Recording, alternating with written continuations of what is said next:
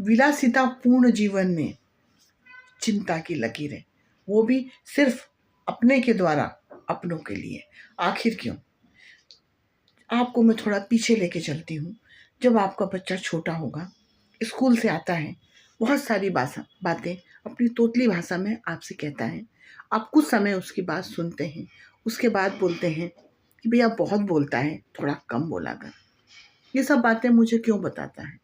धीरे धीरे वो बच्चा आपको बहुत सारी बातें बतानी धीरे धीरे धीरे धीरे धीरे धीरे कम कर देता है, क्योंकि उस समय उसकी बातें आपको कहीं ना कहीं, जब वो शुरू में बोलना चालू करता है तो हर घर में अरे भैया पहला शब्द बोला, ये शब्द बोला। फिर जब वो स्कूल की सारी बातें आके बोलता है तो आपके पास उसकी बात सुनने के लिए टाइम नहीं होता है। उसकी आवश्यकताओं की पूर्ति करने में आप इतने ज़्यादा बिजी हो जाते हैं कि आपको ये ध्यान ही नहीं रहता है। फिर एक समय ऐसा आता है कि आपको ये लगता है कि हमारा बच्चा तो हमसे कुछ कहता ही नहीं। तो ये जो दूरी आई है वो शायद हमारे हमारे ही कारण आई है, क्योंकि हम उसकी आवश्यकताओं की पूर्ति के लिए इतने ज़्यादा डूब गए हैं कि जो उसकी मूल आवश्यकता थी उससे हम बहुत दूर हो गए हैं।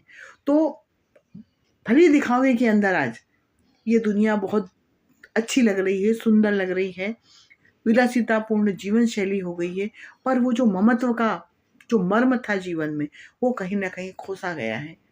तो हमें एक बार इस विषय पे सोचना चाहिए, कहीं ऐसा ना हो कि हम जिनके लिए कमा रहे हैं उनसे ही दूरियां आ जाएं। सिर्फ जन्मदिन, वार त्योहार और यही खुशियां रह जाएं, क्योंकि ये हमको सेल्फी डालने में और सोशल मीडिया में डालने में बहुत अच्छी लगती हैं, पर मन की संतुष्टि से पूछा जाए तो मन उस संतुष्टि से कोसों दूर हो गया है।